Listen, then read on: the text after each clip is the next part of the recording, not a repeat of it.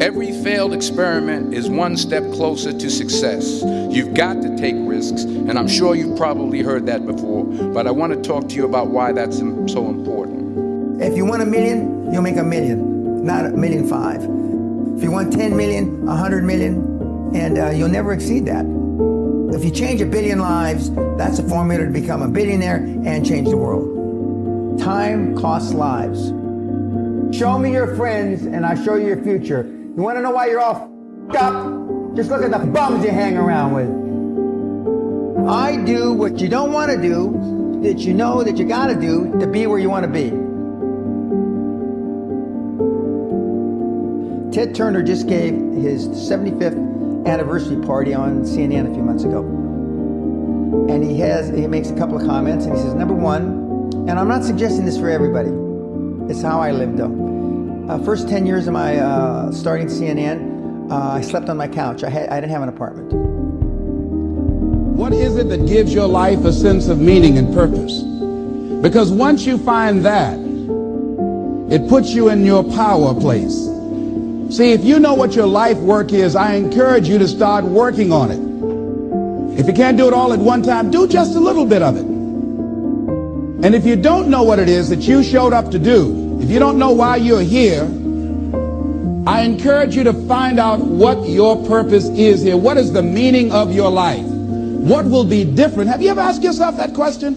I've done that. I remember coming from a friend of mine's funeral, and I was reflecting on how much time I had left. And I went for a walk in a park thinking about this guy whose life was so promising. And I mean, he wasn't an old guy. He was quite young, in fact. And I thought about all of the things that he said he was going to do, and he never got a chance to do those things. And I started thinking about my own life and how much time I had left to do the things that I would like to do. And at that time, I wasn't sure what my life purpose was, what my life's work was. I wasn't sure about it at that time.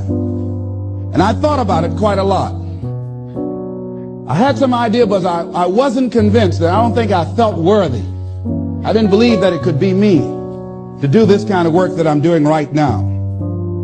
And I say to you that if you begin to take a conscious effort to find out what it is that you're supposed to do, I say that it can literally save your life. I said that it can literally save your life.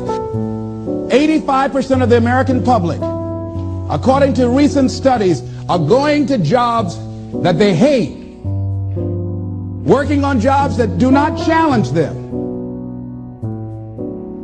They get sick thinking about going. Because, see, when you go to a job and you already know how far you can go, you can already see that proverbial glass ceiling.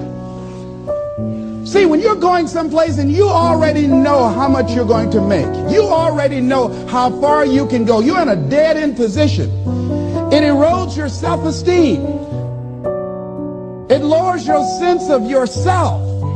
Bill Gates slept in the office. Steve Jobs slept in the office. And I can go down a whole list. Now, these are super successful, mega wealthy guys. I slept in my office. Not everybody's willing to make that sacrifice. But it's not the only thing. But even if you don't sleep in your office, if you want to send your kids to a better school, if you want to be able to take care of your mother when she gets dementia, if you want to, this all takes money. My children aren't getting any of my money when I die. Not one centavo, not one penny. And 2 of my kids are cool with it. One of them's not so cool with it. I'm not gonna, I think Andrew Carnegie, by the way, Andrew Carnegie, arguably the richest, most successful entrepreneur of all time, he said the best thing that you can have for a child is him to be born into poverty. And I agree.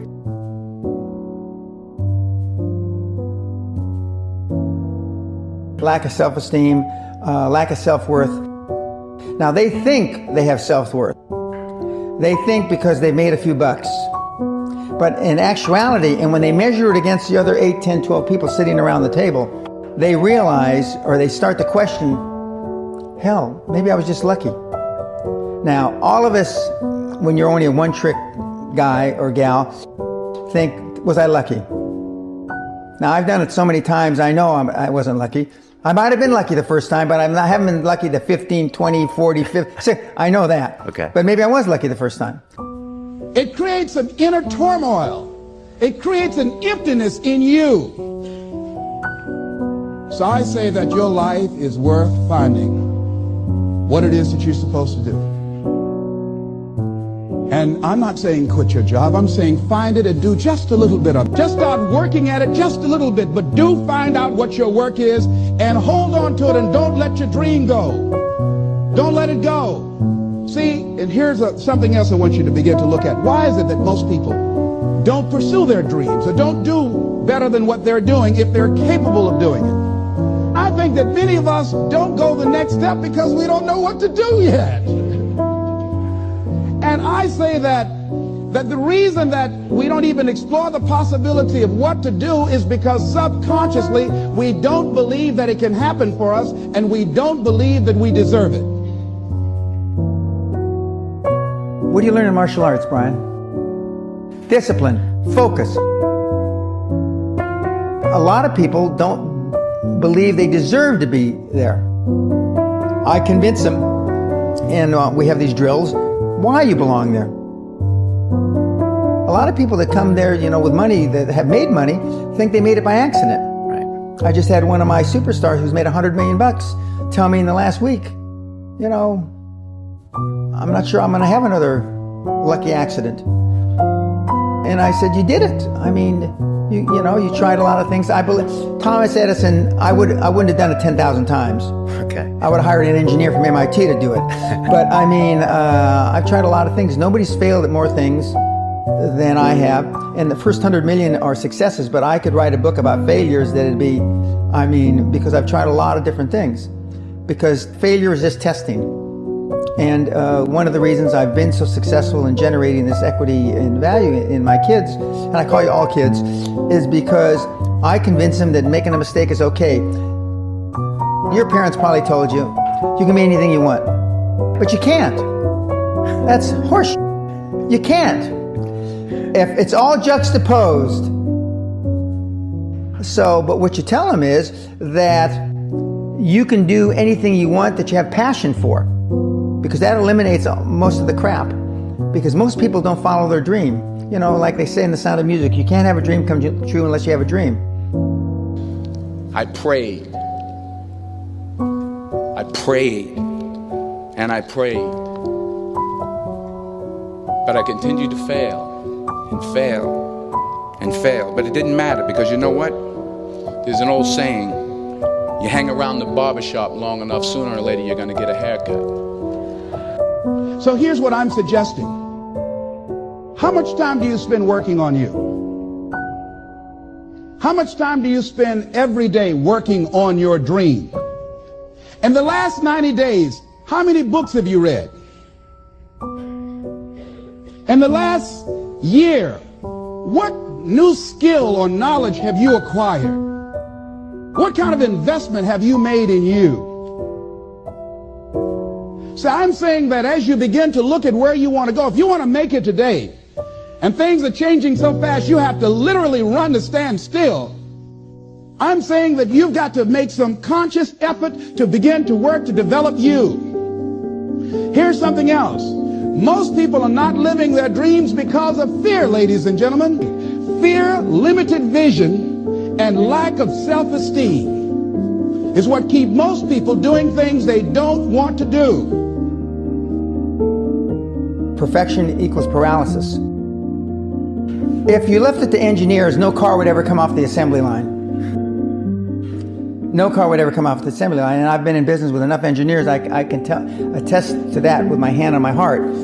They'd still be trying to make it better. And the internet business is very much the same. The internet kids want to test and test and test, and they want the landing page to be this. And roll it out. The great thing about the internet is your results are instantaneous.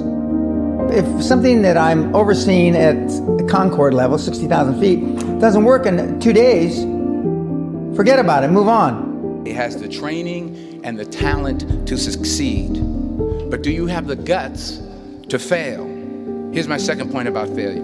If you don't fail, you're not even trying. I'll say it again. If you don't fail, you're not even trying. My wife told me this great expression. To get something you never had, you have to do something you never did. Les Brown's a motivational speaker. He made an analogy about this. He says, imagine you're on your deathbed, and standing around your deathbed are the ghosts representing your unfulfilled potential. The ghost of the ideas you never acted on. The ghost of the talents you didn't use. And they're standing around your bed, angry, disappointed, and upset. They say, we came to you because you could have brought us to life, they say. And now we have to go to the grave together. So I ask you today, how many ghosts are going to be around your bed when your time comes?